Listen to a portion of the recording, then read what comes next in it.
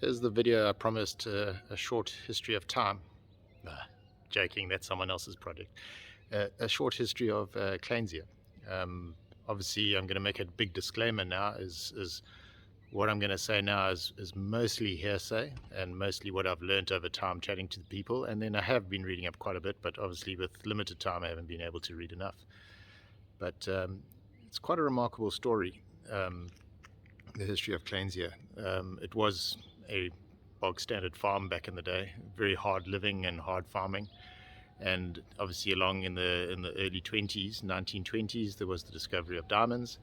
And after that, there was a lot of skullduggery and backstabbing and wheeling and dealing between various players, prospectors, miners, and businessmen, until eventually the mine was bought up by um, the Oppenheimers through Anglo-American, and ultimately ended up being in the De Beers stable. The Kleinzee area was very rich in diamonds, and it became quite an important aspect of the De Beers diamond mining project. Um, there were various phases of the town's development and the way the routines ran in the town. So what I'm going to talk now is basically a summary, and just talking about the ultimate the pinnacle of development in Kleinzee, when the diamond mining was at its best. Um, there were several categories of people who lived in Kleinzee. Obviously, there was the senior staff, which was the mine manager, his assistants, and the senior management. Almost, you want to call them the exco, who ran the mine in the town. Then you had the staff, which was generally mainly, of course, it was all in those days, it was all white staff.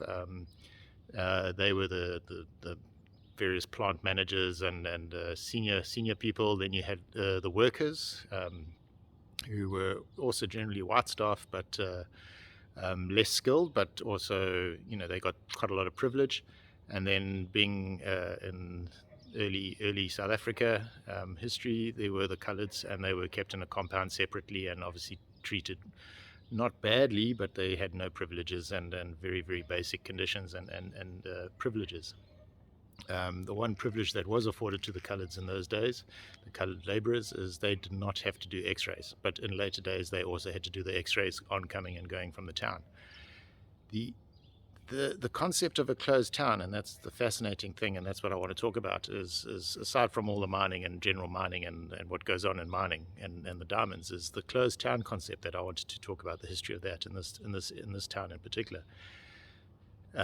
Not unique to South Africa. There are apparently mines in Australia and Canada that were also closed towns, and essentially the entire town was owned by the company.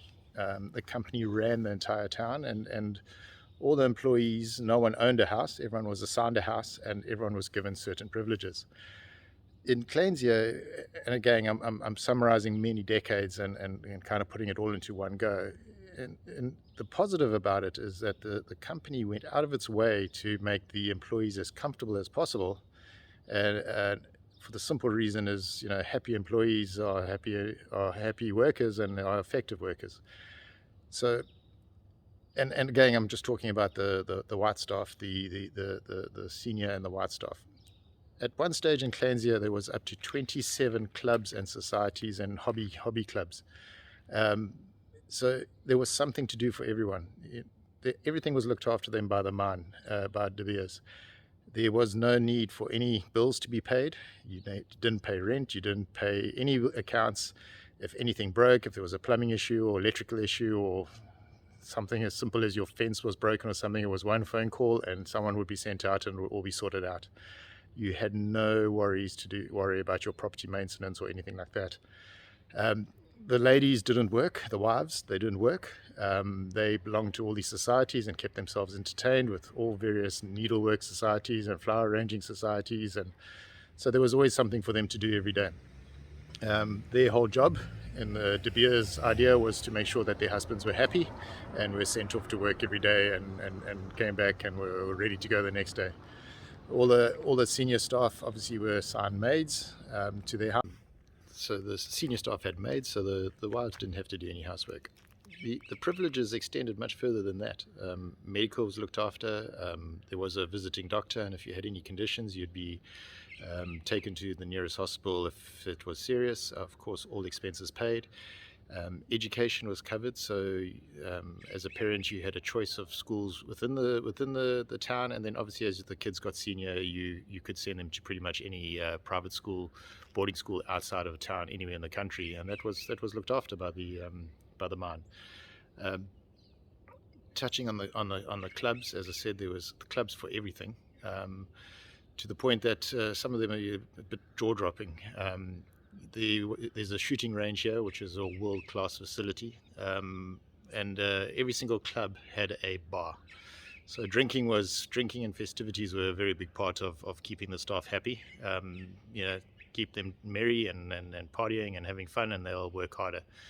So, example of the extravagance of the clubs, there was a full cricket field and a club with a bar. Squash courts with a bar, recreational centre with all sorts of entertainment with a bar. There was rugby here with a bar. They built the angling club, which I showed on an earlier video, which is again a phenomenal facility and really nothing that a member of the club would need, and a bar. But probably the one thing that surprised me, I heard about it yesterday, is they converted one of the cofferdams. Now, a cofferdam is obviously a part of the mining process where they use water to clean the product that they bring out of the ground, and it's basically just a big dam that stores the dirty water. What they did is they converted one of the very large cofferdams into a yacht club. I initially thought it meant model clubs, but no, it was a yacht club for yachts. I'm guessing in that area it was Optimus and Hobie Cats and water skiing, and it was a proper dam for water sports. It was filled with seawater, and it was a fully functional dam for water sports, and it had a bar. So drinking was a big part of it. Part of the paranoia that De Beers had about people stealing and taking diamonds and everything was quite aggressive from the mine, and there is circumstantial evidence of incidents where the wives had issues. The one story is that the one wife was winning one of the competitions in one of the clubs that the ladies had. I think it was needlework or whatever it was at the time, and it turned out that she was actually cheating. She was having the work done by someone else, and she was claiming it and winning the prizes. And when that became evident and it was proven, the husband was fired the very next day. He was dismissed. They were packed up and they were removed from the town and told to go and never come back. And in the letter of dismissal, it says, if there's even the slightest hint of dishonesty, no one can be trusted to work on the mine, and that was the level of suspicion that the De Beers had, that anyone who was slightly dishonest had full intent of stealing diamonds. So over the years, some gentlemen lost their jobs because of their wives' indiscretions. So that goes all back to this whole closed town concept, where you pretty much living under guard and under watch and under security, and you kept happy, but you are in a closed town. You get a feeling that as much as you were very well looked after and accommodated, and there was nothing you didn't want for, you were essentially a prisoner inside this guarded town, with all this procedure going in and out. So anyway, that was at the heart of it. Everyone had everything they wanted. They had all the best. They got paid very well, but they lived in terrible conditions as far as the environment, and they were under watch all the time. Even the guards were kept separate from the colored community and the white community. The guards were kept separate, so there was no fraternizing between staff and security. So security was right on it all the time. Moving forward to modern history, in the 90s, 80s and 90s, diamond mining production went down, and the need for the town was not as much anymore. So De Beers gradually started winding down the operations here, and obviously the population went right down. Around about 2012, 2013, De Beers sold the town. What they did there essentially is they put the entire town up for auction.